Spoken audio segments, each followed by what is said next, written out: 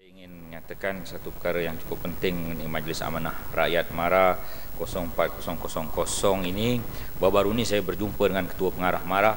Ketua Pengarah MARA maklumkan kepada saya bahawa permohonan mereka kepada kerajaan ada jauh lebih besar daripada apa yang diluluskan.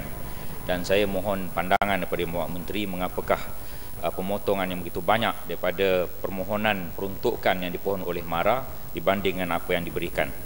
Satu perkara lagi yang saya ingin tanyakan ialah ada 4 item di muka surat 680 dalam buku tebal yang kita bawa ke hulu ke hilir itu.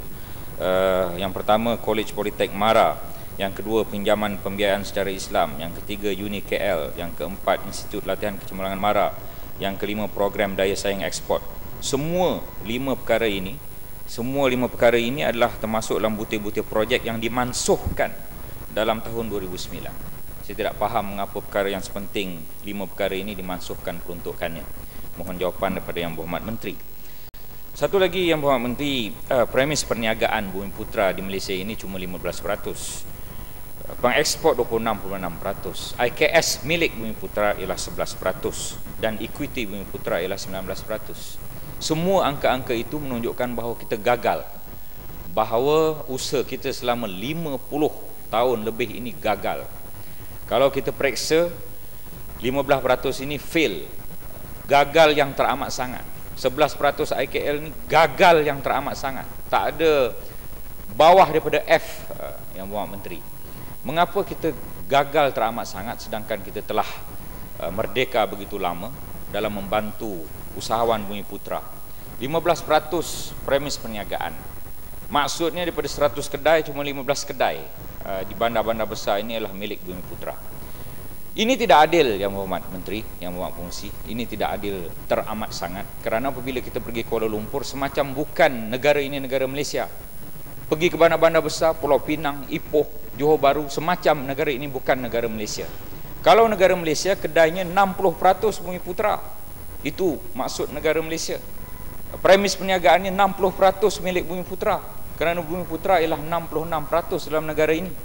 Jadi saya kira peruntukan yang dipohon oleh MARA itu perlu diberikan perhatian, dan supaya kita ini bukan gagal dalam perkara-perkara yang saya sebut, maka peruntukan-peruntukan untuk premis perniagaan khususnya hendaklah sentiasa dipertingkatkan.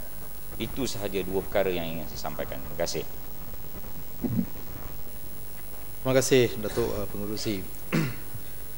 Saya pun ingin bangkit 2 perkara saja singkat, iaitu yang pertama butiran 010200 dan 010300 mengenai usahawan.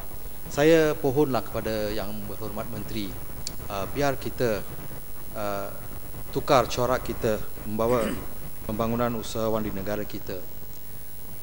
Walaupun saya setuju dan sedar dan sokong bahawa kawan-kawan Bumiputra kita harus diberi perhatian seterusnya, sebab kalau kita tengok satu kajian, masih lagi kaum Bumiputra berkebelakangan dalam bidang bisnes.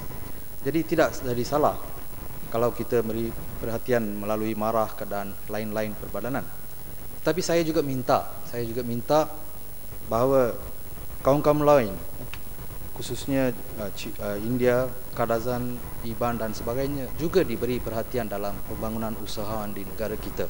Seperti Raja Muda Perak berkata,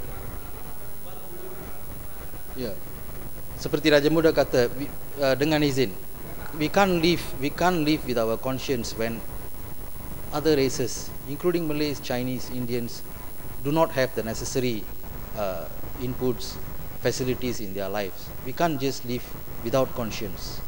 Ikutilah nasihat yang diberi oleh Tuan yang muda. Dan juga saya ingin membangkitkan satu lagi isu di bawah 020100, iaitu pembangunan koperasi. Kita harus mempertingkatkan kawalan ke atas koperasi-koperasi yang ada sekarang.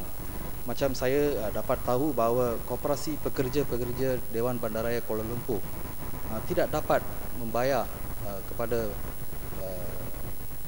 ahli-ahli mereka apabila mereka telah bersara.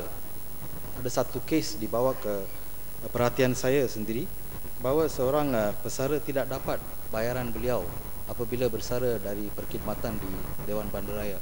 Ini amat tidak memuaskan sebab seseorang itu melabur di koperasi untuk sama seperti EPF untuk masa depan semasa bersara, dan saya dapati koperasi tersebut telah lebih kurang boleh dikatakan bankrupt. Jadi Yang Berhormat Menteri tolong mengambil kira perkara ini dan membawa satu kawalan yang rapi terhadap koperasi-koperasi, sebab koperasi-koperasi ini adalah untuk perlindungan orang yang kurang pendapatannya. Sekian, itu saja.